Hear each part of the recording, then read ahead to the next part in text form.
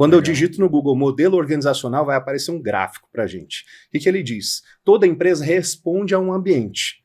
Qual é esse ambiente? Pode ser o acionista, pode ser o mercado, pode ser até a vontade de crescer que um CEO traz para esse determinado contexto. Muito bem. Para isso, a empresa tem uma estrutura organizacional que responde a esse ambiente.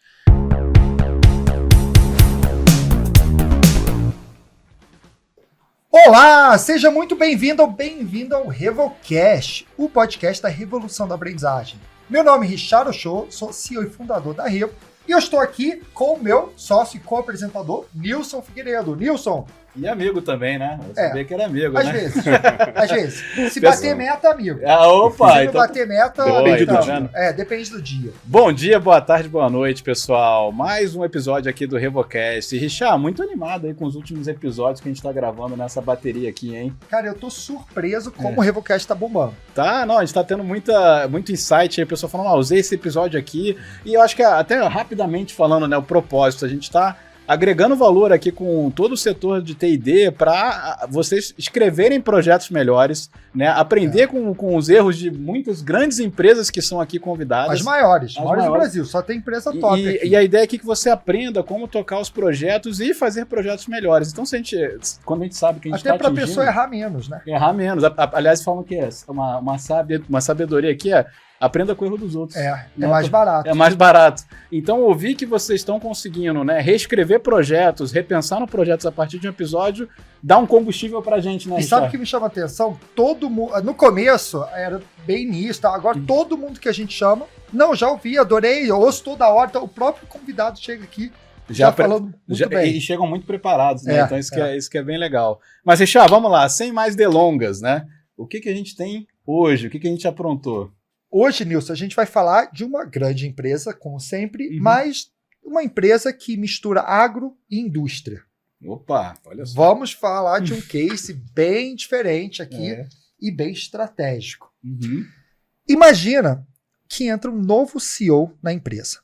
Ele encontra um cenário clássico da indústria, uma gestão tradicional, com foco em eficiência operacional e melhoria contínua. Mas o mundo mudou. As organizações precisam ser mais ágeis e focar mais no desenvolvimento das pessoas para gerar mais resultados e ter uma visão de mais longo prazo. E para fazer isso, o projeto começou com um alinhamento e desenvolvimento da liderança estratégica. É isso aí. Então é muito mais do que isso, né, Richard? Desdobrar metas, assim, o CEO chegando com essa visão de modernizar toda a gestão da empresa, colocá-la para atender e se adaptar às novas demandas de mercado e colocar todo mundo em sintonia a partir desde a alta liderança, mas desdobrando para toda a organização. Toda a liderança e organização. Exatamente. Hoje, vamos contar o case de toda a liderança nessa transformação da Veracel, que é a maior produtora e indústria de celulose do país. Mas fizemos algo diferente. Para contar o case, em vez de chamar alguém aqui da empresa, decidimos chamar o consultor da Revo, que executou esse case, que foi lá, foi para campo de batalha e, de fato, fez isso acontecer. Hoje, estamos com David Dantas, que é consultor da Revo de transformação organizacional. David, seja bem-vindo ao RevoCast. Muito obrigado. Preciso confessar para vocês que eu estou muito feliz desse encontro aqui. 2 motivos, né? Primeiro, ponto que vocês falaram, quanta gente ilustre já teve nessa cadeira. Como é legal, sou fã do RevoCast. Aprender com vocês, aprender com os cases e aprender os modelos que estão sendo apresentados aqui.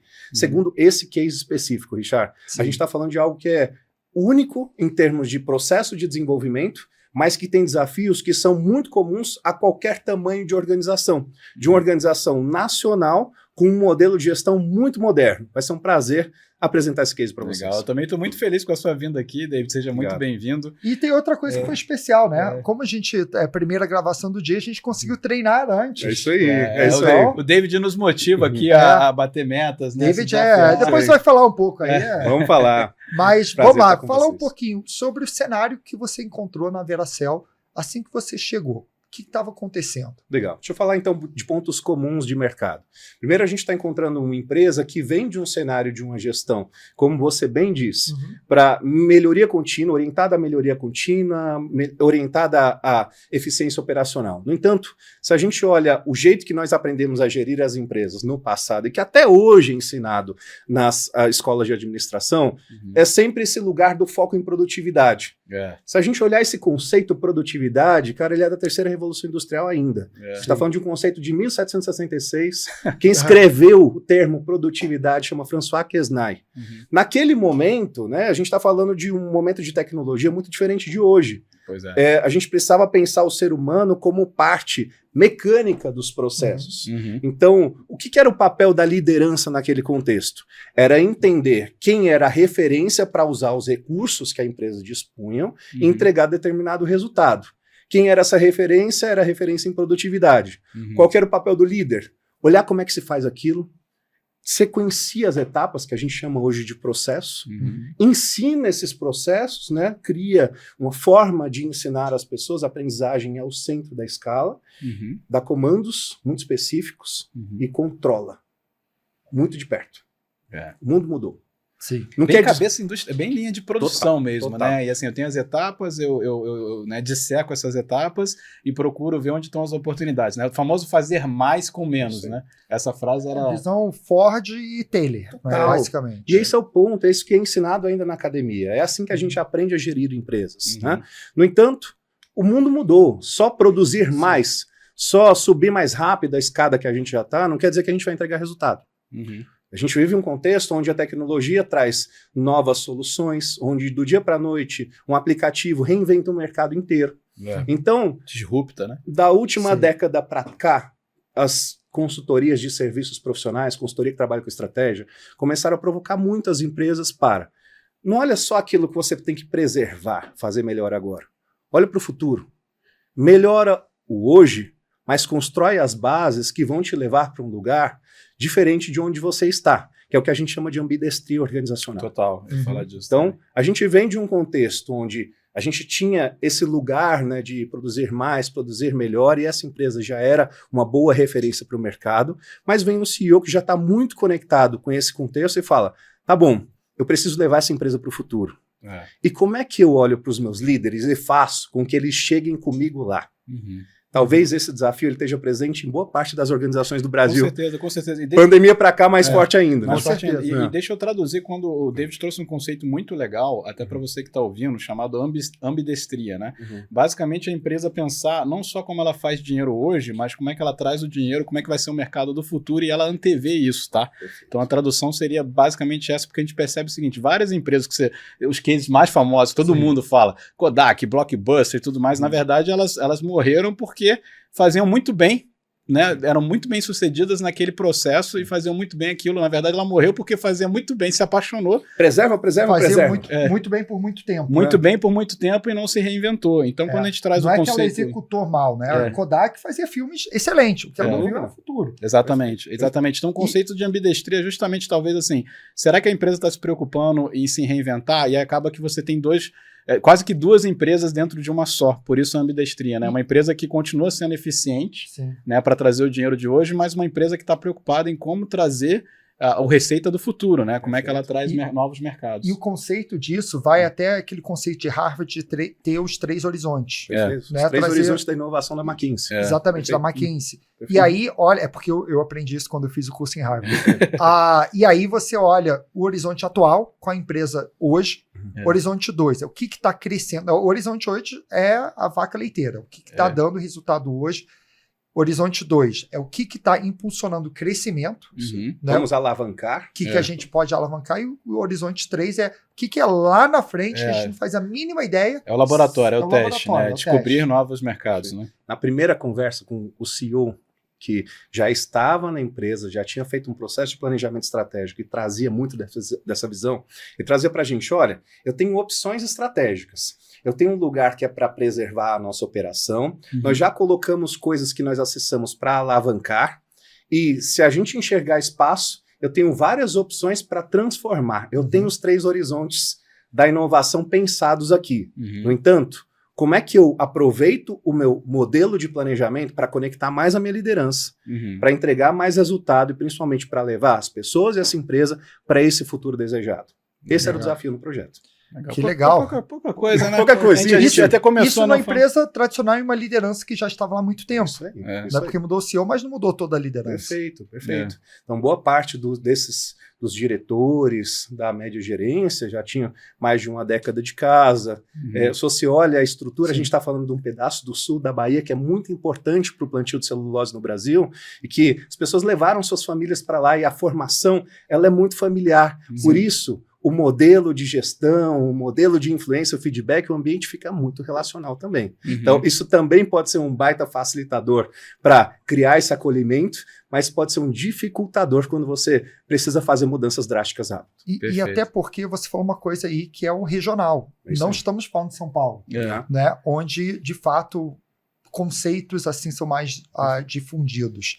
Não, estamos falando do interior da Bahia. Inclusive, quando a gente fala que o David foi literalmente lá, a gente jogou o David lá de paraquedas, David literalmente foi lá pro sul da Bahia, ficou lá, coletou, pegou, fez várias, acho que você podia até contar, né, uma vez que você falou do início, né, do desafio, como é que foi chegar lá e como é que foi começar a descobrir o que você encontrou no diagnóstico, né, e o que foi aparecendo, e aí você foi tendo uma visão mais clara do que era o desafio, né? Falar de 3 movimentos, então, que a gente viveu nesse processo de consultoria, de entrega de metas, de entrega de aprendizagem dentro dessa empresa.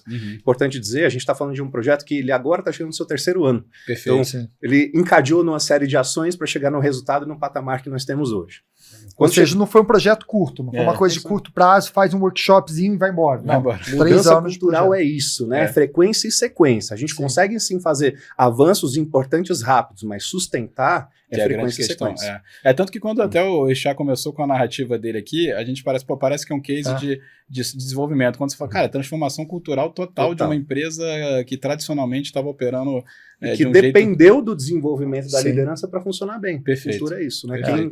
Os agentes e os comportamentos que eles sustentam. Perfeito. Então, o primeiro movimento que a gente chega lá nesse contexto, importante dizer o cenário. O Nilson falou, poxa, a gente está chegando no sul da Bahia. As mentes mais brilhantes do país que trabalham com celulose estão lá, né? Então, muito bem formados, gente muito referência mesmo, com os melhores títulos para esse mercado. Só que para esse mercado, na indústria, na parte técnica, não necessariamente mais alinhado com toda essa transformação. Acho que é legal falar de um conceito que qualquer pessoa que colocar no Google agora vai encontrar, e é um autor que nos ajuda a entender bastante esse movimento que a empresa precisa fazer. Vou falar do autor Henry Mintzberg. Quando eu digito no Google modelo organizacional, vai aparecer um gráfico para a gente. O que ele diz? Toda empresa responde a um ambiente. Qual é esse ambiente? Pode ser o acionista, pode ser o mercado, pode ser até a vontade de crescer que um CEO traz para esse determinado contexto. Muito bem. Para isso, a empresa tem uma estrutura organizacional que responde a esse ambiente. O primeiro bloco, a parte de cima, ele chama de vértice estratégico. É a alta liderança. Ele até desenha bem angulado, assim, ele fala, olha, a alta liderança precisa estar muito sólida naquilo que ela quer. Precisa ter um pacto de gestão, precisa acreditar nas mesmas coisas, precisa falar a mesma língua. Precisa aquilo que um está sonhando, o outro consegue traduzir na sua determinada área. Então, qual é o papel de cada uma das áreas? Isso está claro? Quando isso está duro, um núcleo duro, a gente consegue trabalhar melhor a média gestão.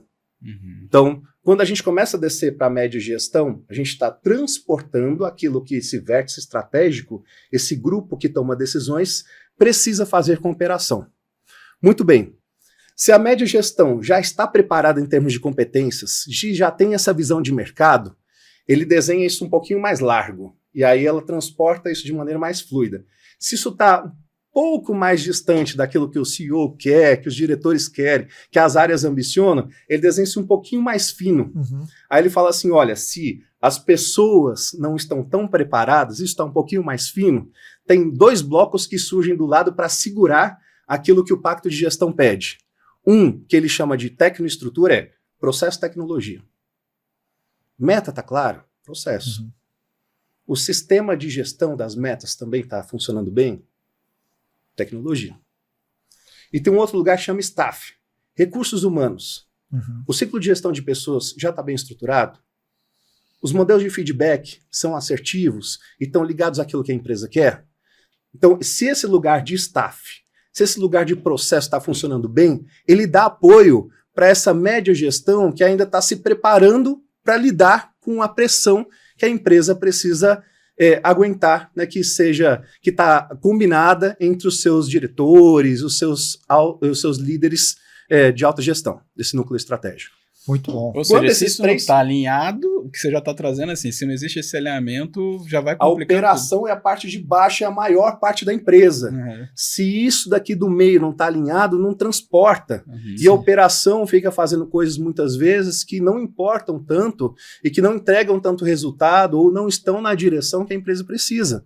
Então, o primeiro trabalho a ser feito é alinha processo, alinha meta, porque você ajuda as pessoas que ainda precisam de um tempo de desenvolvimento a chegarem lá. O que a gente foi lá fazer? Definir qual era o papel de cada uma das diretorias, quais as suas iniciativas prioritárias para aquilo que a empresa desejava no ano, define claramente o que a empresa deseja e como ela vai comunicar isso, e desenha a meta para todo mundo. Sim. Então, o primeiro processo foi cascatear a meta. Agora você tem papel mais definido, processo ajudando, fortalecendo gente ali no meio do caminho. Só que isso muda de um desenho de metas tradicionais? Porque, assim, meta, vamos combinar, perfeito. Todo mundo já tinha meta, né? O que isso mudou? Excelente. Eles já vinham de um processo de desenho de meta no ano anterior. Era um processo, inclusive, desenhado por uma consultoria bem conhecida no mercado. Ele fazia gestão por diretrizes, mostrava um plano para cada opção estratégica, qual que é o caminho que a empresa pode fazer. E as pessoas não entendiam claramente, né? Tinham muitas metas desenhadas naquele modelo, eles até chamavam assim, é uma meta PDCA. Eu falei, PDCA? A gente está falando de plan, do, check? Não. Promete e depois corre atrás. No processo de desenho de meta, a gente nem sabe necessariamente se aquilo que a gente está colocando lá é aquilo que a gente vai conseguir executar. O plano não está claro. O que a gente precisou fazer? A Revo foi lá e desenhou não só qual era o posicionamento do ano, mas traduziu. Sabe aquele negócio? Precisa que eu desenhe ou tá claro?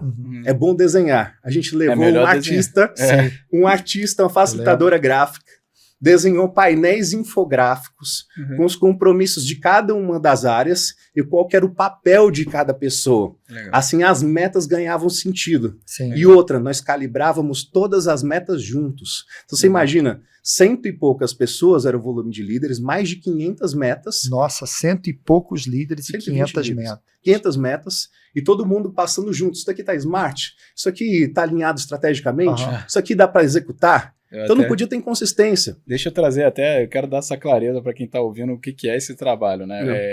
Faz um recorte para a gente rapidamente, né, David, do que é isso em linha do tempo, calendário, né? Você chegar lá, conversar com eles, fazer todo esse diagnóstico para depois isso começar a ter os compromissos vindo da aula da liderança e começar a gerar as metas e aí vir calibrando. Como é que é isso aí numa linha do tempo, assim, né? Uma consultoria de serviço profissional, você pegar uma Big Four, isso são 6 meses de trabalho. A Revo é 1 mês. A Revo fez um processo de desenho de como seria, né, cada uma dessas etapas de posicionamento de uma semana para outra. Fez numa 3ª semana o desenho das principais iniciativas de cada diretoria, e em uma semana fez o desenho de todas as metas da organização. Importante dizer, a gente está falando 2020, final de 2022. Quando fizemos isso em 2023, a gente fez em 3 dias. Nossa. É porque uma vez, eu acho que o difícil é aquela coisa, mover quando não se tem esse modelo, padrão. Né? O padrão, criar o padrão. Mas depois você levantou o peso, já carregou. A manutenção é um pouco mais, né? Fazer a revisão As pessoas já sabiam o seu papel, as pessoas já conseguiam criticar algo que elas já tinham feito. Então, a gente fez um desenho que conseguiu dar suporte, né? Colocar os papéis das pessoas, as iniciativas, para fortalecer essas competências que a gente ainda precisava criar, deixar mais robusta essa média gestão. E com isso, a gente também fortaleceu esse núcleo estratégico, ou seja, a operação começava a se conectar mais com o sonho da empresa. Legal. Esse é o primeiro ato. E curioso, muito embate aí na hora de calibrar as metas, muitas idas e vindas, puxa daqui, puxa dali, não entendi, não concordo. Teve, né? Vamos falar que a gente está falando de uma mudança de cultura, de um grupo que estava muito acostumado a olhar melhoria operacional. Eficiência, então, eficiência. A gente chegava nesse lugar de discussão do que era estratégico, do que a empresa precisa, dos compromissos que a empresa quer assumir, a gente não tinha voz. As pessoas não estavam acostumadas a falar sobre isso. As pessoas não se sentiam seguras a estar nesse lugar.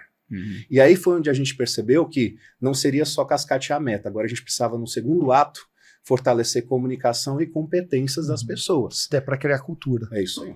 Então a gente começou a estabelecer alguns compromissos legais para que essas pessoas chegassem nesse lugar. Olha que interessante, eu deixei anotados aqui os compromissos que a gente trouxe para o primeiro ano. Primeiro é segurança física e psicológica. Segurança é uma máxima, é um valor, né, para a gente falar de indústria. Mas segurança não é só física, segurança é psicológica também. Eu só vou falar, eu só vou me dispor a errar, eu só vou testar o novo se eu tiver um lugar que eu me sinto confortável para falar aquilo que eu acredito que é de forma diferente, se eu consigo errar nesse contexto para conseguir colaborar melhor. Legal. Então, segurança física e psicológica... Isso já é uma mudança, ainda mais em indústria e tal, é uma mudança de mindset. Perfeito. Né, para ter esse lugar, porque o pessoal, principalmente a indústria, né, quando vem muito de um modelo de eficiência, é muito o famoso by the book, né, é muito processual, é muito cartesiano, tem que seguir as regras e não tem questionamento, né? Perfeito. Então, e olha muito para a segurança física, mas não psicológica. O segundo pilar foi pensar que o negócio devia estar apoiado sob lentes digitais. A gente ainda não tinha um espaço para falar de inovação disruptiva, de transformar o amanhã, mas as pessoas deveriam procurar formas de ganhar mais eficiência ou mudar a rotina a partir de lentes digitais. Como é que a tecnologia pode nos fazer chegar ao lugar que não chegamos? Segundo pilar. E o terceiro é que a tomada de decisão precisava ser mais ágil, e não só ágil, compartilhada. Então, quando a gente compartilha mais, criou mais segurança psicológica e estou trazendo novas ferramentas, a gente fomenta o ambiente onde as pessoas vão chegar mais nessa pauta. Elas não chegavam. Esse foi o cenário que a gente encontrou. Tinha muito silêncio no momento de apresentar essa estratégia, esse movimento. Eu não sei se eu estou me entendendo aqui. Acho que é legal citar aqui um outro modelo.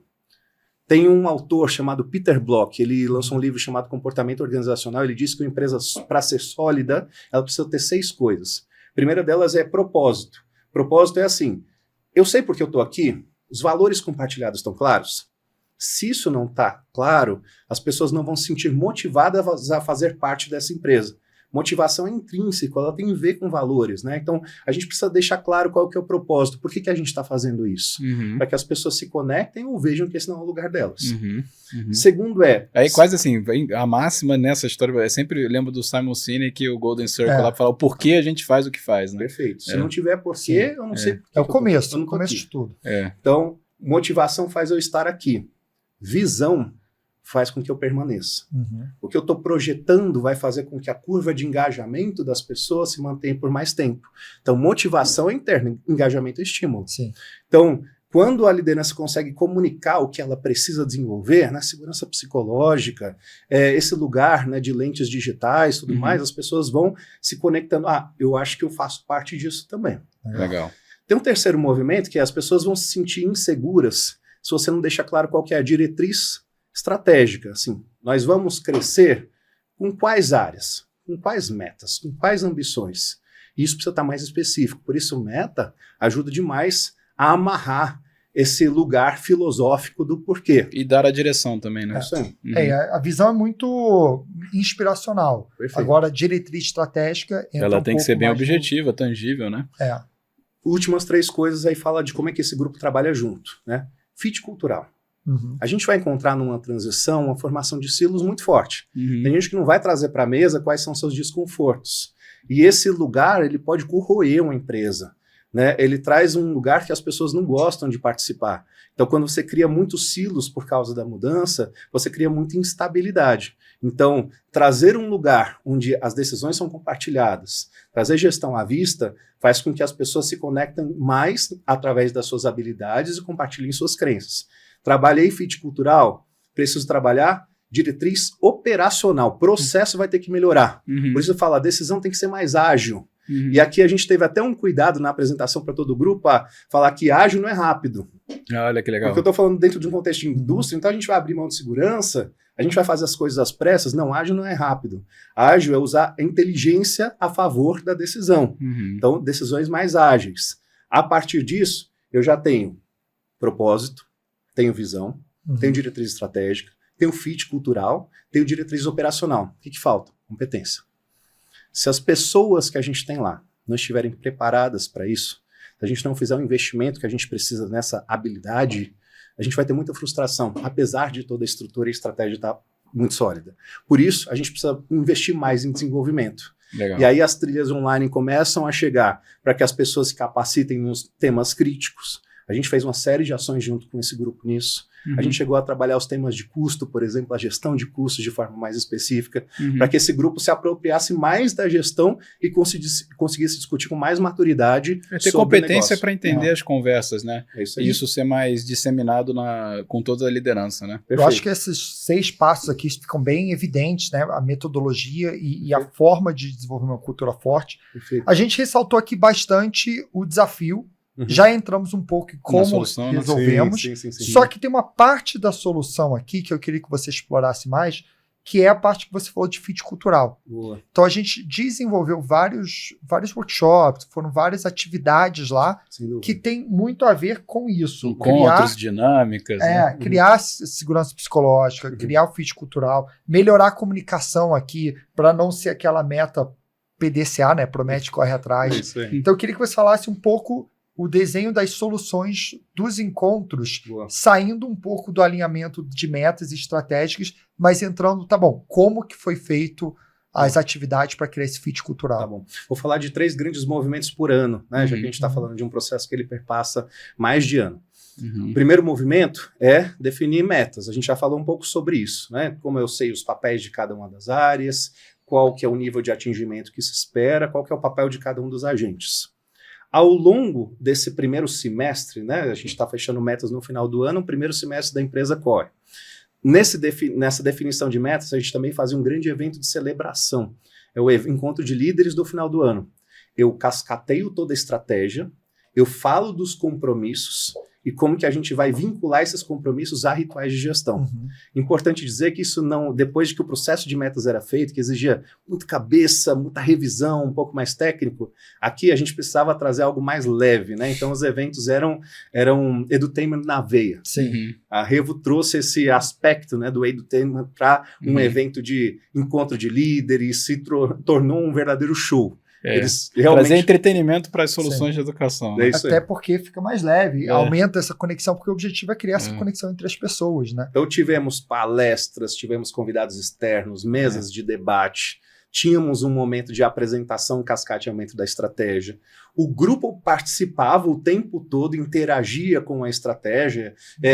Qual que é o primeiro compromisso? Aparecia lá, segurança física e psicológica. A pergunta era lançada. O que significa para você? E essas pessoas todas iam construindo cada um desses conceitos e como é que iam transportar para a rotina. E ao final do encontro, a gente sempre tinha um team building muito poderoso. Era uma atividade lúdica que levava as pessoas para esse lugar. Quais habilidades nós exercitaríamos e terminava com uma grande celebração, sempre com um happy hour também. Né? Legal. Então, esse lugar, mais as pessoas mais conectadas. Eu lembro um deles, a gente até fez uma atividade de grafite, de arte, né? Foi uma coisa bem lúdica. Então sai do padrão das empresas, Esse justamente. foi incrível, né? Porque a gente trouxe esse lugar das vozes das pessoas e como que a gente simbolizava esses compromissos. E foi em grafite que simbolizou, né? Trouxemos da equipe da Revo grandes artistas, convidamos artistas de rua e criamos grandes painéis de grafite com mais de 120 pessoas. Isso é muito legal, a gente aproveitar assim, o pessoal às vezes corta um pouco o hobby que cada colaborador tem, ou a paixão que cada colaborador tem. E no nosso caso aqui que o David está trazendo, a gente viu uma oportunidade, né? E assim, olha que legal, tá entregando o resultado de negócio, né? Tá entregando várias coisas legais, mas assim, aproveitando os talentos que a Revo tem, né? Sim. Tô mandando um abraço aqui pro Cris, nosso gerente lá de produção, um trabalho sensacional. Ele é da arte lá do grafite, ele é convidado para fazer uma referência do grafite no Rio, né? Fez aí várias ações aí, Rock in Rio, aqueles tênis lá patrocinado pela Adidas, patrocinado pela Adidas, e aí aproveitamos esse grande talento, né, que também é muito técnico, uma referência também na liderança da Revo, e foi lá fazer o grafite, né, com você, fora os outros artistas que estavam com ele, né. Que é importante, todas essas mensagens precisavam ser sustentadas ao longo do ano, então, mesmo o grafite, que é uma ótima referência, os painéis foram levados para o prédio administrativo da empresa. Que legal. Você passa pelas principais áreas onde se tomam decisões, então lá esses símbolos e esses compromissos que foram assumidos. Ficou guardado, né? Foram guardados, serviram de fundo de reunião virtual e tudo mais.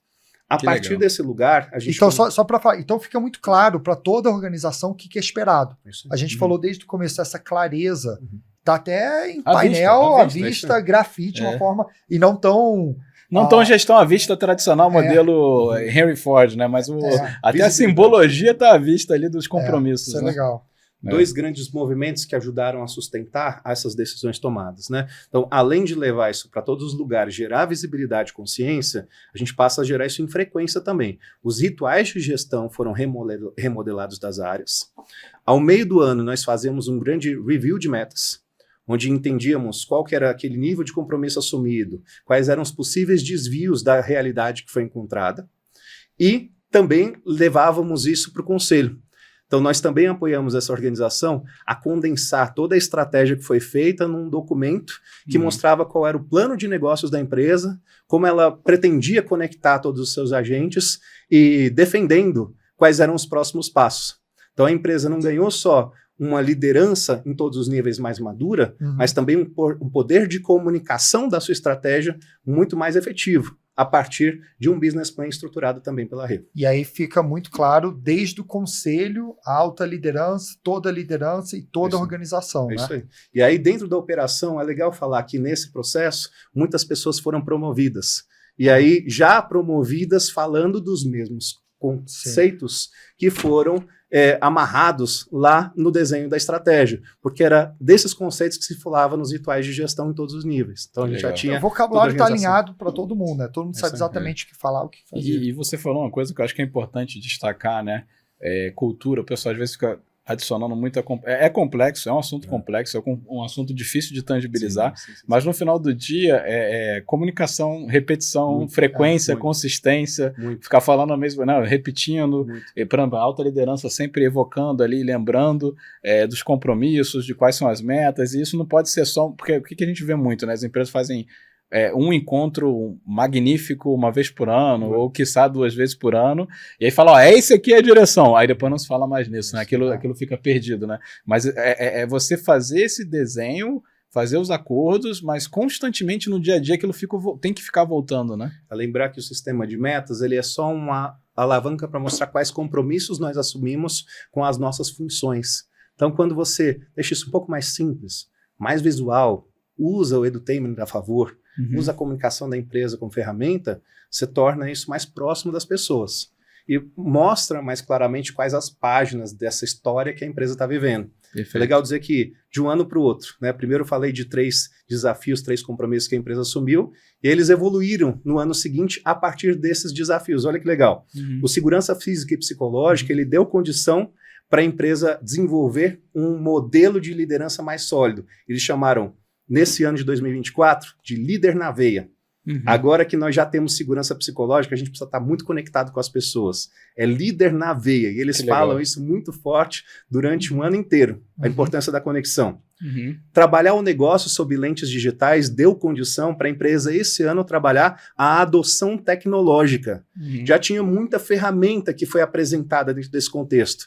Aí a reflexão, estamos fazendo o melhor uso das nossas ferramentas? As pessoas estão usando no máximo da sua capacidade? Então não é o momento da gente adicionar recurso, é o momento da gente usar muito bem e garantir que a gente tem muita eficiência naquilo que a gente faz. Legal. Por fim, a gente falou de tomada de decisão ágil compartilhada, ela se tornou a rotina eficiente. Já que nós tomamos decisão de uma maneira ágil, é garantir que as nossas agendas, a nossa disponibilidade, o nosso foco está ajustado ao que é prioritário na empresa.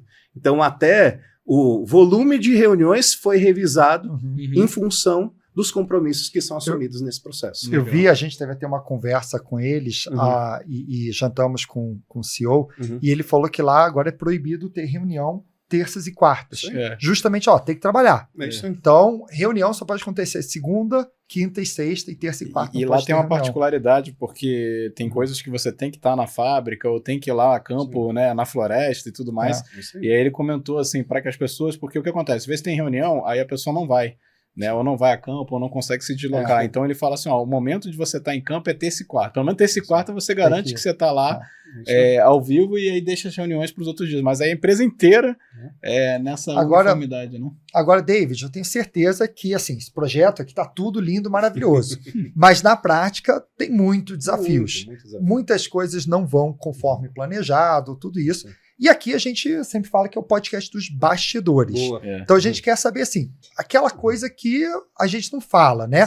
O que aconteceu que não foi conforme planejado, o que você faria diferente, o que você aprendeu durante esse processo. E sem medo de ser feliz, porque aqui na Revo a gente, cara, gosta de trazer o erro à tona, trazer os aprendizados, porque, novamente, o objetivo é aprendam com os nossos erros. Então, se a gente não fala as lições aprendidas, todo convidado que vem aqui, a gente fala, conta a verdade aí. Foi tudo bonito, maravilhoso, como a gente ouviu até agora, né?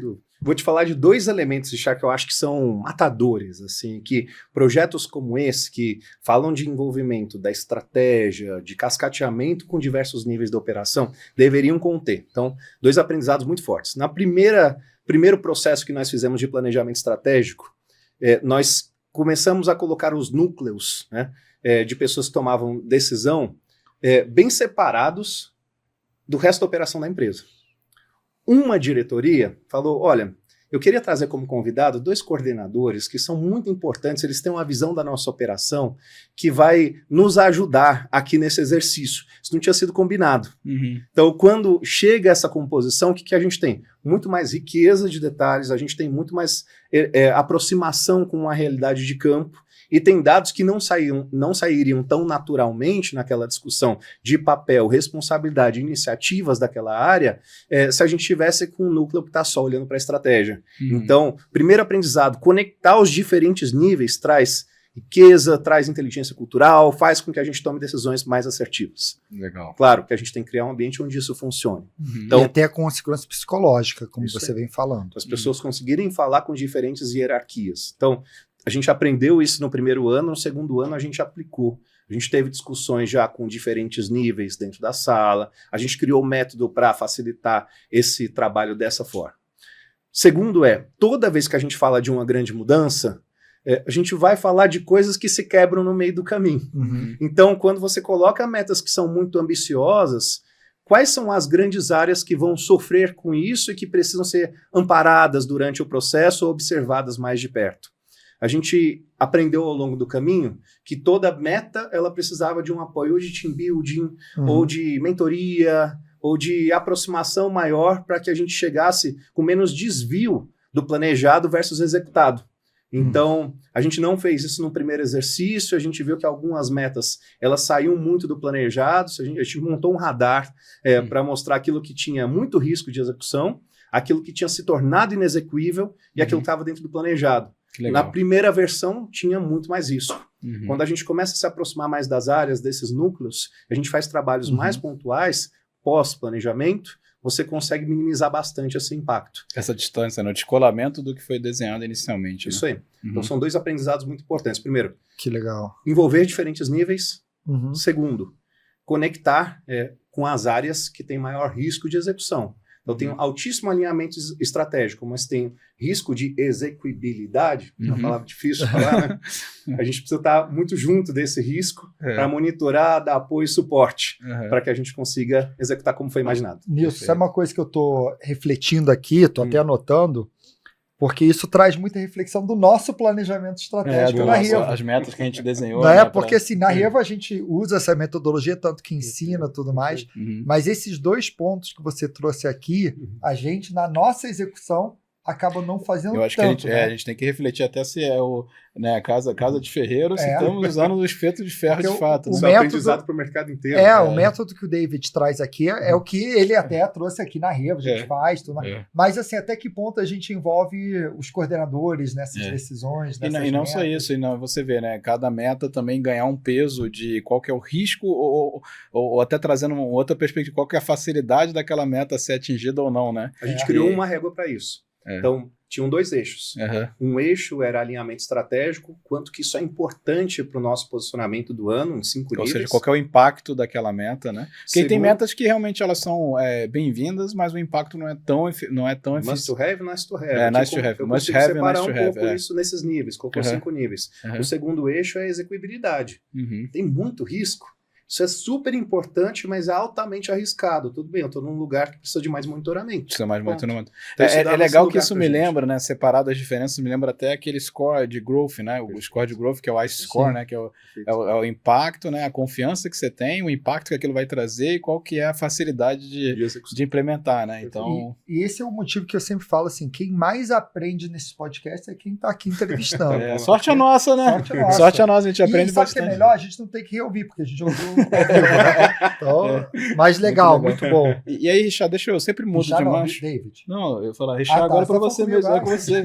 O que eu queria que eu sempre faço aqui nos episódios, mudar de marcha, assim, ele deu 2 grandes aprendizados, né? Mas, David, o que deu muito certo, que você falou assim, cara, desde o início aqui, se eu fosse fazer o projeto novamente, eu certamente levaria, porque, diferente dos aprendizados aí, você acredita que foi uma dica de ouro, um insight que você teve, e falou, ó, o fato da gente ter feito deu muito certo aí ao longo desses 3 anos, né?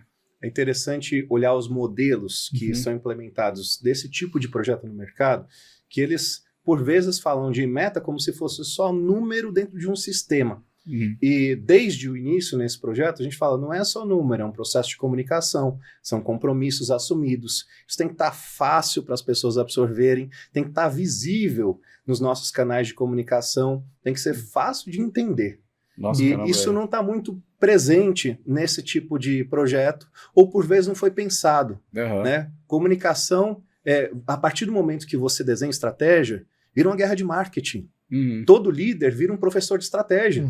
Então, esse lugar só é possível se você instrumentaliza esses 2 ambientes, né? De marketing e da liderança, com coisas que ele consiga usar na rotina dele. Então, por exemplo, a gente começou a ver as capas dos notebooks com um desenho da estratégia da área, suas principais metas, colado. Na capa do notebook. Capa do notebook. Eu abri o notebook, eu sou líder da área, um dos diretores é um exemplo disso. Ele abre o notebook dele e está lá todas as metas, os compromissos assumidos em todas as reuniões. Ele mostra isso para as pessoas. E aqui no fundo de tela dele também. David, deixa eu só te perguntar uma coisa. Você fala de comunicação, marketear e tal, mas são 500 metas. Nossa. O que você vai falar para as lideranças, para a média liderança, para o funcionário na ponta? Todo mundo só vê a meta da sua área, vê da empresa inteira. O que é marketeado dentro de diferentes níveis de camadas da organização? Obrigado pela oportunidade de enfatizar isso, Richard. O Lehman, né, como empresário que foi reconhecido na sua história por estabelecer culturas fortes, ele dizia que estratégia sólida é aquela que cabe dentro dos dedos de uma mão. No momento que você cria muita complexidade, que as pessoas não conseguem nem enumerar o que elas têm para fazer, fica difícil lembrar, fica difícil consolidar, fica difícil sustentar. Então, o que a gente faz, apesar de ter mais de 500 metas estabelecidas, apesar de cada diretoria ter um papel e uma série de iniciativas desenhadas para tal, dentro de um gráfico de alinhamento estratégico e execuibilidade, você resume globalmente quais são as nossas competências empresariais ou, entre parênteses, compromissos. Então, por isso que eu falei bastante desse início dos compromissos de... Você colocou alguns pilares aí, né? Segurança física e psicológica. Então, são os compromissos que nos levam a executar essa ambição. E esse é o nosso porquê. Então vamos lá. Você já falou aqui, foram 3 compromissos. Dentro de cada compromisso tinha suas metas para garantir que aquele compromisso foi atingido. Perfeito. Foi mais ou menos isso. A lógica é, de onde nós saímos, né? Vamos pensar no one-page strategy, na estrutura mesmo de toda a estratégia de organização. De onde nós saímos? Da nossa identidade. A gente olhava um pouco para esse lugar de missão, visão que a empresa projeta para o mercado. Depois, nós fazíamos o exercício do que são as pressões externas e definíamos qual é o nosso posicionamento do ano. Para o posicionamento, a gente definia, mas como que a gente sabe se a gente está chegando nesse posicionamento? Por exemplo, assegurar a geração de valor da organização. A gente define objetivos.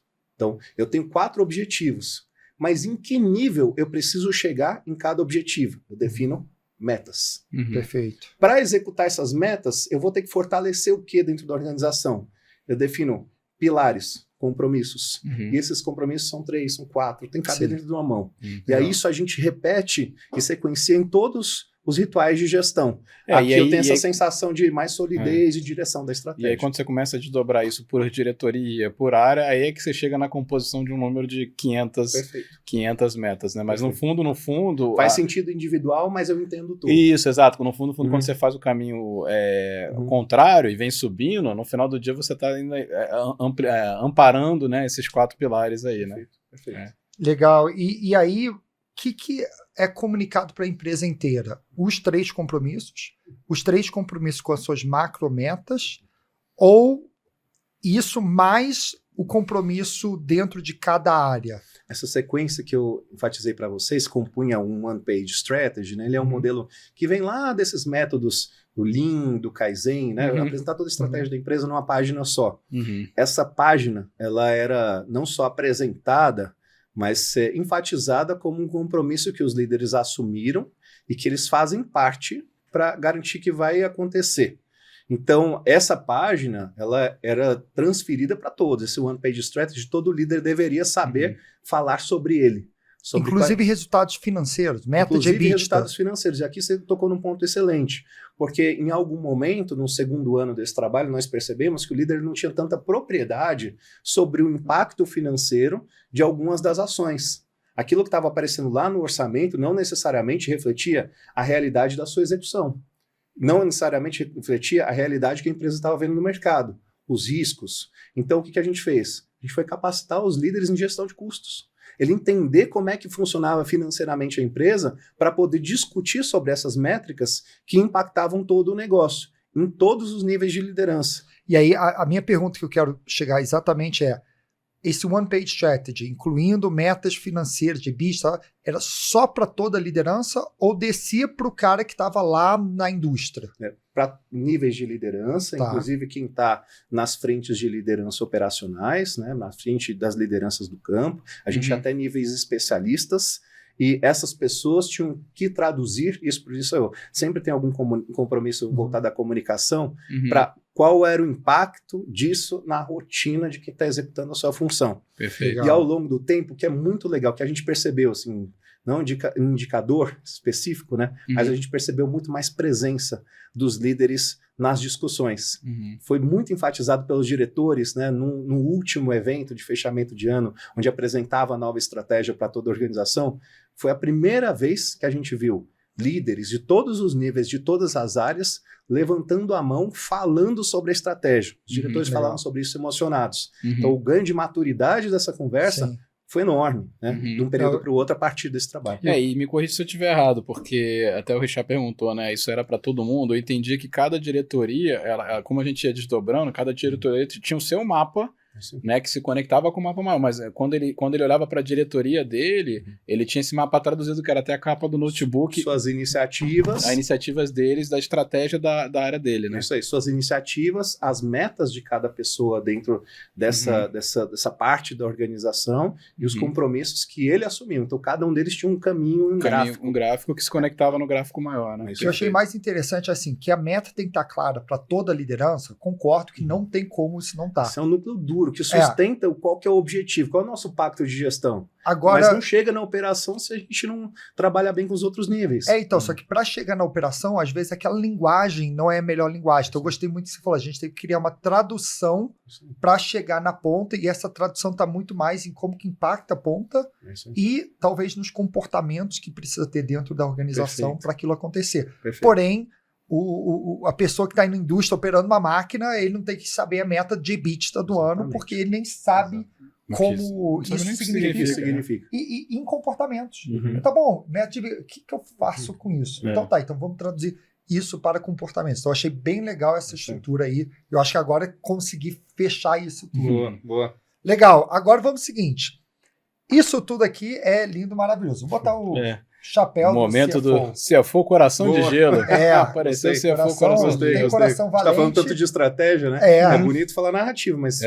Quanto que isso custa, né? Agora é o seguinte, isso é lindo, maravilhoso, mas assim, contratar uma consultoria, trazer um David de São Paulo até Bahia. Porto Seguro, até Bahia, para falar tudo isso, Pô, cara, vamos fazer isso interno que é mais barato. Ficar semanas aqui com a gente desenhando coisa. Grafite, post-it na parede. Imagina que terrível pro David ficar lá em Porto Seguro. Né? Isso pro David ele até gosta, né? Mas assim, isso tudo é caro. Sim. E por que não ficar no modelo antigo? Bem ou mal, cara. Celulose, eu não sou uma empresa de tecnologia. Celulose sempre vai ter. Sempre vai ter que... Isso não consegue ser mudado pela inteligência artificial tal. Então é o seguinte, cara. É planejamento de longo prazo, cresce, corta a indústria e ser eficiente. Perfeito. Por que fazer isso? Quais são os ganhos? E também qual o ROI desse projeto? Tá, deixa eu trazer 2 elementos que enfatizou que são importantes. Primeiro, a gente está falando de uma empresa de um commodity ambiental, né? Então, característica celulose é isso, a gente está mexendo com madeira, a gente está mexendo com floresta. O commodity ele tem... E renovável, importante, renovável, porque diferente do petróleo que um dia acaba, isso aqui nunca acaba. Você replanta, toda a vida você vai ter aquele commodity. Perfeito. Então, a primeira característica ser um commodity não é marca que vai definir valor de mercado. Sim. Ele tem que ter abundância, ele tem uma necessidade, mas ele tem uma necessidade também para a sobrevivência das pessoas. Ele é ambiental, então ele é altamente regulado. Né? Até para conseguir financiamento, BNDES, etc., essa empresa precisa estar muito ajustada nas suas práticas de gestão, no impacto nas comunidades, na responsabilidade daquilo que ela faz. Então, isso cria uma outra camada de consciência para esse negócio. E que, se eu foco só em operação, especificamente, não necessariamente eu estou tão presente nesse lugar. Como que eu facilito as pessoas melhorarem a vida delas toda vez que a gente trabalha com esse tema, independente do lugar da operação dessa empresa que ela esteja. Tá? Desde quem está no campo, quem mora numa comunidade indígena, que está do lado dessa plantação, por exemplo, de eucalipto, até para quem está tomando decisões financeiras nesse negócio, como é que eu melhoro a forma que eu faço isso para melhorar o impacto disso na vida das pessoas. Então, tem um outro aspecto que é nível de consciência. Então, nível de consciência melhora a eficiência do negócio, melhora a lucratividade, melhora a disponibilidade financeira nesse negócio especificamente. Então, ele é muito importante para que isso aconteça. Mas não é fácil chegar nesse nível de conclusão. Por isso, o CEO sendo patrocinador, né, um cara incrível, ajudou bastante a gente conseguir mobilizar o olhar para a importância disso. Mas falando sobre o retorno do investimento, eu trouxe aqui, eu acho, um número que ele é muito legal de ver. Se a gente compara 2023 e 2024, a gente teve uma redução de desvio, tá, entre metas planejadas versus metas realizadas, porque eu disse para vocês, todo ano, meio do ano, a gente faz um radar das metas. É o mid-year, né? Faz um review. O que estava lá em verde era o que está dentro do planejado. O que estava em amarelo tem um risco de execução. O que estava em vermelho se tornou inexequível. São condições que a gente não imaginava, que a gente encontrou e não dá mais para executar. A gente teve uma redução de desvio, ou seja, qualidade das metas, qualidade da operação em 43% de um ano para o outro. Nossa, bastante. No eixo das metinhas vermelhas, aquilo que se tornou inexequível, tá? A gente saiu de 16% para 3%. Então a gente está falando de uma redução de 81% do inexequível, não dá para fazer. Que legal. O planejamento da empresa melhorou muito. E a assertividade também. A assertividade e execução melhorou muito. Então, falando de resultado em todas as áreas da organização. Sim. Inclusive financeira. Então, parou de ter o modelo PDCA, né? É isso aí. PDCA agora ele remota como a gente aprendeu na escola de administração mesmo. Não é mais o corre atrás. E o legal é que você mostra essas reduções de desvio, você percebe o seguinte, olha como a empresa... Aí tem a mudança cultural. Sim. Porque você está vendo que a operação e as lideranças da ponta, né? Estão conseguindo executar as metas que estão vindo da estratégia, né? Então, se você percebe, porque é muito natural você olhar para essas empresas e ver um descolamento muito grande. Aqui o que você está trazendo é redução desse deslocamento absurdamente, né? Perfeito. Né? E aqui já é possível falar dentro da organização agora nos seus próximos passos de sucessão, da formação dos talentos dentro desse novo contexto, da formação da base dos profissionais, para estarem também nesse lugar, né? Então a gente conseguiu acelerar competências toda essa gestão, dessa liderança, e agora a gente começa a olhar para tornar todas as pessoas que estão envolvidas com esse negócio também mais conscientes, mais competentes para executar. Poxa, fala para um CFO que você vai reduzir em 43% as metas O nível de desvio, né? Nível de desvio das metas. Versus realizado. Ou seja, eu fiz um orçamento prevendo faturar 100 e antes eu podia estar faturando 60. Né? Só dando um exemplo aí que um dos indicadores.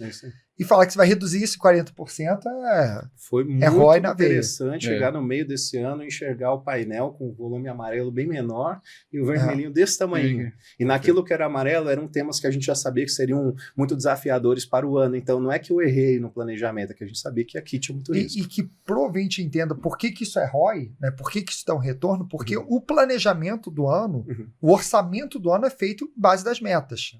Exatamente. Se você projeta uma meta de 100 e você desvia muito, acaba com todo o seu orçamento. Tem que fazer de novo. Tem que fazer de novo. Então você ficava replanejando no escuro. A partir do momento que você reduz isso, você consegue cumprir o orçamento e você garante os investimentos, garante bônus, garante... Então você vai fluir a governança, reportar isso para os acionistas. Pro conselho. Quero reforçar a tua abertura sobre esse ponto específico, Richard, porque, veja, nós falávamos de uma organização muito focada em eficiência operacional, né, em ganho de excelência nesse sentido, mas nós conseguimos ser mais eficientes, a gente consegue trazer resultados mais tangíveis quando todo o grupo tem mais consciência sobre a estratégia e os seus líderes estão preparados para discutir isso. Perfeito. Então, a gente tem ganho também de eficiência, também de operação, né? Mas a gente precisa trabalhar a conexão das pessoas para isso. Você resolveu, você foi muito rápido aqui, esse coração de gelo aqui, você tem que melhorar o teu coração de gelo. Preparado, com seu número na mão. Então, muito bom, muito bom. Agora eu queria evoluir para aquela pergunta filosófica que a gente faz em todos os nossos episódios. David, para você, o que significa a revolução da aprendizagem? Essa é uma pergunta grande, né? Sei que ela não tem certo e errado, mas para mim está num lugar que acho que está bem presente nesse projeto, por isso fiquei muito feliz de falar sobre ele, que é diminuir esse espaço entre o sonho e a realização, entre o potencial e a competência, entre o desejo e o resultado. Para mim isso é a revolução da aprendizagem. Todos os mecanismos, toda a tecnologia, todo o processo que a gente usa deve promover isso, diminuir esse espaço entre o que a gente sonhou nas organizações, né, para a vida das pessoas e aquilo que elas conseguem concretizar. Para mim isso é a revolução da aprendizagem. Certeiro, hein? Pum! Papum, né? Tramontina. Corte rápido. Aprendi numa boa escola, só não vi com a minha camiseta da rede. Não, e é interessante que você foi bem direto e muitas pessoas vão em outras linhas, a tecnologia, o protagonismo e tal, mas você resume muito bem, né? A gente tinha um sonho e tem um realizado. E aí, para isso, tem que revolucionar toda a aprendizagem da empresa, porque as pessoas precisam aprender tudo que a gente falou aqui hoje, em novas competências, para que isso seja reduzido. Então, gostei. Muito bom. Corte rápido, direto. Legal. David, agora eu queria que você falasse um pouco quem é o David. Quem é o David na fila do pão, né? Que privilégio. Ou dentro e fora do LinkedIn. Uma coisa que vale a pena falar é que David também é especialista da Revo no nosso catálogo, tem vários cursos aí. Justamente se você está gostando desse papo de gestão, liderança, de estratégia, o David é um grande especialista do nosso catálogo. Arrasta para cima, tem um código de cupom, não, brincadeira. O David é um especialista aí muito bom em nosso catálogo. Fala vários temas incríveis sobre gestão. Quais temas que você gravou? A gente está falando sobre várias ferramentas de gestão. Então tem um tema bem completo chamado Alavancas de Desenvolvimento, que vai dar um panorama de mercado e aquilo que todo líder deveria saber sobre gestão. E temos vários outros que estão focando aspectos específicos, como eu me torno um melhor líder, como eu faço uma gestão mais eficiente da empresa. Quem não conhece, vale a pena acessar o catálogo. Eu sei que é um curso muito desejado, sai bastante. É interessante que nas andanças, né, pelo país, várias pessoas me param, eu assisti aquele curso na Revo, incrível. Né? Legal. Então, quem ainda não acessou, vale a pena. Falando um pouco da minha carreira ela é de um apaixonado pela aprendizagem. Já tem mais de 20 anos nesse mercado. Eu começo como alguém que estava dentro de uma área comercial e precisava performar bem, ensinar outras pessoas a performarem tão bem dentro daquele nível. Foi lá que você aprendeu meta, né? Meta comercial tem que vender. Tá na veia. Então me tornei líder muito jovem, era gerente de uma área dentro de uma indústria, performava bem e precisava fazer com que todo um time performasse. Aí eu entendi que a aprendizagem ajudava nesse processo. Então me tornei também um líder que treinava. A partir do momento que eu fazia isso naquele ambiente de negócio, eu também passei a fazer com clientes e migrei para a aprendizagem, para as consultorias de aprendizagem. Tive o privilégio, na última década, de ser diretor de algumas marcas e quero enfatizar a oportunidade de trabalhar com esses dois gênios aqui, né? Sendo também o diretor de marketing e vendas da Revo. Foi um bom tempo aí com o diretor da Revo também. Foi um processo muito importante e carreguei junto a essa trajetória toda ser também um facilitador e uma pessoa que desenhava a aprendizagem. Então, geri diversos grupos em diversos segmentos de aprendizagem, vi um monte de projeto e como a minha carreira estava inclinada para cá, volta e meia o cliente, David, você não consegue estar dentro desse projeto também? Então, ao longo do tempo, eu fui migrando para ter a minha carreira mais preenchida pela execução dos projetos, pelo diagnóstico, por entender né? o melhor o que a empresa precisava e desenhar modelos que tivessem mais adequados a isso, né? Ganhei alguns prêmios nessa carreira como profissional de destaque, executei projetos grandes, acho que 500 maiores empresas do país, quase todas, e tenho muito carinho por essa vivência e conhecer gente brilhante como foi esse caso específico que a gente citou hoje da Veracel. E o legal da carreira aí, a gente acompanha um tempo, né? O David falou bem que ele teve uma época que foi diretor aqui da Revo. Sim. E quando era diretor, você vendia cada projeto mirabolante que só o David conseguia entregar. Então, de ser diretor para ficar a maior parte do tempo em entrega, executando o projeto, em consultoria, e aí a gente acabou fazendo um pouco essa transição de carreira, né? Fez a sucessão, o Nilson, que era diretor de operações, acabou assumindo o seu lugar. Com muito mais talento que eu, inclusive. E aí você foi agora muito mais para campo. Isso. E o legal também, você vem de muitos anos de consultoria no mundo tradicional, né, presencial, vamos dizer. Sim. E a Revo foi sua primeira experiência no mundo da tecnologia, né? Eu vi muitos episódios, assim, pensar nesses 20 anos da aprendizagem, as consultorias que eu gerenciei, testando alguns dos conceitos que a Revo hoje aplica com escala, com muita eficiência, com um domínio que a gente não vê no mercado. Legal. Então, eu vi quando começava a aparecer o tema TMS, LMS, as plataformas, como é que era?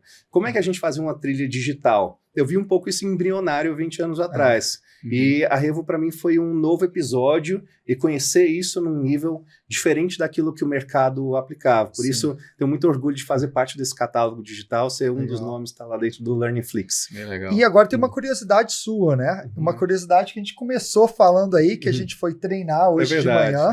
Fala um pouco aí do seu hobby. É verdade. Sua paixão. Uma trajetória importante. Acho que como muitos, né, eu entendi ao longo do tempo que saúde era aquilo que viabilizava realizar grandes coisas na vida. Né? A gente falou de segurança psicológica, segurança física. Está nesse lugar. Se a gente está num ambiente que a gente precisa produzir muito, a gente precisa estar muito organizado e equilibrado para isso. Então, na minha carreira, em algum momento teve um estalo, opa, preciso cuidar um pouco mais da minha saúde. Muito projeto, muita gestão de meta. E aí, como qualquer pessoa, fui lá para a academia entendendo um pouco mais do perfil, me entendi que atividades individuais faziam muito sentido para mim. Em algum momento, eu entendi que o esporte de força era um lugar onde eu me completava, né? Porque você era acima do peso na época. Sim, fui obeso em 2017. Então, passei a fazer um trabalho físico, musculação, diversas modalidades. Fiz até circo, né? Nossa, coisa que eu não falo muito. Mas já tá aqui. É legal que o David... Pessoal, corta isso, vamos botar isso no Instagram. Isso vai pro meu LinkedIn, tá? E o legal é que o David mostrou uma foto dele, não muito tempo atrás, né? Foi em 2017. Falou, olha eu aqui. Eu falei, caramba, David, não é você, né? Então, movido por isso, fui aprendendo algumas coisas e eu entendi que esse lugar de aprender com a frustração do esporte, a gente ensina tanta coisa.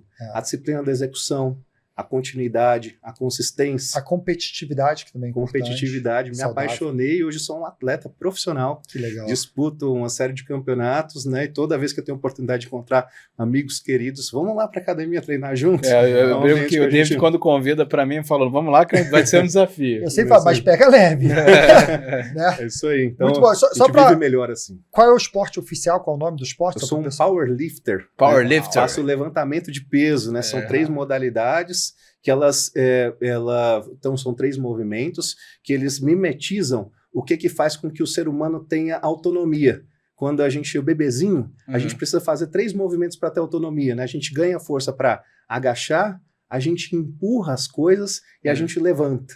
Então, esse esporte, ele imita esses 3 movimentos que fazem com que você tenha autonomia, e para isso você precisa de força. Precisa agachar, precisa empurrar, faz um supino, precisa levantar, ele levanta, que é o levantamento terra. Então, esses 3 movimentos vão para a competição e você precisa fazer o seu esforço máximo dentro de parâmetros técnicos julgado por 3 pessoas ali. É muito legal. Você compete sul-americano, né? Ainda Paulista, não cheguei... Não, você está em Paulista, eu sei Paulista, eu já vi. Faço parte de uma equipe federada, faço parte da Federação Internacional, estou começando como atleta, mas bem feliz. Então eu queria só te lembrar que eu sou um grande amigo seu, tá? Pra gente não ter nenhum problema. Né? A gente já fala assim, né? A gente fala, não, eu sou seu amigo, tá? Aquela coisa assim. E pior não é isso, Nilson. A gente foi treinar com ele perna hoje, né? E amanhã nem eu nem você. Vamos lá. Não, foi leve. Vamos lá. Os caras são muito pra bons. você. Os caras são muito bons. Vamos lá. Então, David, muito obrigado. Queria perguntar para você, se alguém quiser entrar em contato com você, qual o melhor meio? Seu LinkedIn? Como que as pessoas te acham? Sem dúvida, LinkedIn, David Dantas, né? Se quiser ver conteúdos online, tem um catálogo incrível na Revo. Estou à total disposição e vou ficar muito feliz de conhecer os desafios de aprendizagem. Tem tanta gente incrível assistindo e acompanhando o RevoCast. É um privilégio estar aqui com vocês hoje. Eu também queria te agradecer, David. Uma baita aula aqui. Você deu uma aula desde a liderança, da estratégia, de como transformar uma organização por inteiro, né? Vendo de cima e desdobrar tudo isso. Então, obrigado pela sua trajetória aqui com a gente também e por estar participando desse episódio. Fiquei muito feliz. E parabéns pelo projeto. Um baita projeto. Obrigado. Contem comigo. Vou assistir os próximos. Muito bom estar aqui com vocês. Nilson, que aula foi essa? A gente sempre fala isso, né? Mas de fato, que aula foi essa, né? Exato. E você vê que a gente ia perguntando, mas peraí, isso aqui, deixa eu entender, deixa eu desenhar. Eu estava entendendo para eu aplicar na própria Revo, né? É engraçado que a gente naturalmente trabalha, faz isso no mercado e tudo mais, mas os pequenos detalhes, a gente, às vezes, do nosso dia deixa passar, né? A metodologia a gente conhece, mas aí fala, poxa, esse detalhe eu esqueci. É verdade. Então, para mim, foi mais do que uma aula na área de T&D, foi uma aula como gestor. E um lembrete, né? Às vezes um relembrete para a gente poder ficar atento aí aos detalhes, né? Vamos lá, deixa eu pegar aqui, assim, uma coisa que eu gostei muito, quando ele falou que faz uma cultura forte. Propósito, visão, diretrizes estratégicas, fit cultural, diretriz operacional e aí as competências. Perfeito. Então, eu achei muito bacana esse framework. Né? Achei muito legal. A gente falou um pouco dos 3 horizontes da McKinsey, crescimento, né? 3 horizontes de inovação. E eu acho que como ele conseguiu compilar o desenho das metas da empresa, né? Toda a metodologia e tal, mas em 3 grandes compromissos, como ele chamou.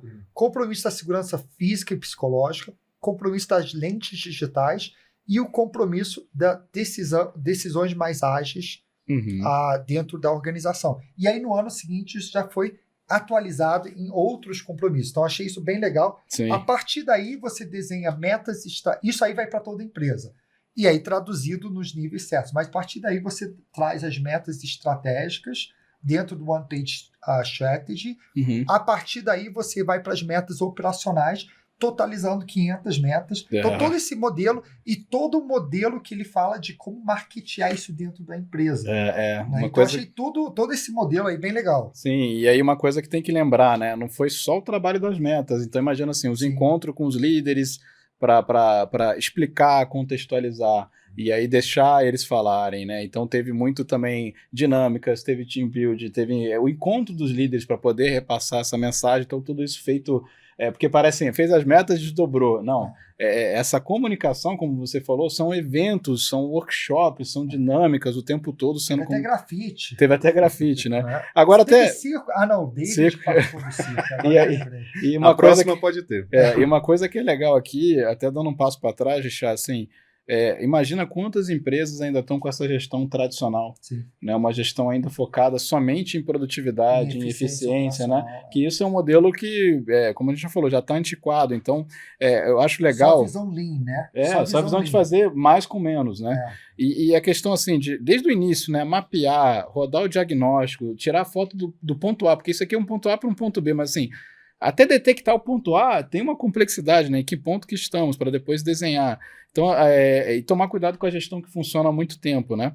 E depois, o David, assim, com tudo que você já falou, né? Até para a gente não repetir aqui, mas rituais de gestão que foram revisitados, né? As novas metas, dando vida, uma simbologia que foi dada à vida até com grafite, isso ficou à vista, ficou na capa do notebook, ficou na parede. Então, assim, vários elementos que E eu peguei algumas frases, né? Estratégia sólida cabe em uma mão.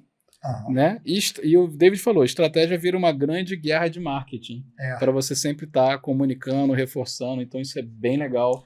Acho que com isso eu peguei assim, uns elementos aí que eu também dou destaque. E a última frase dele da revolução da aprendizagem, que é reduzir o espaço entre o sonho e o resultado.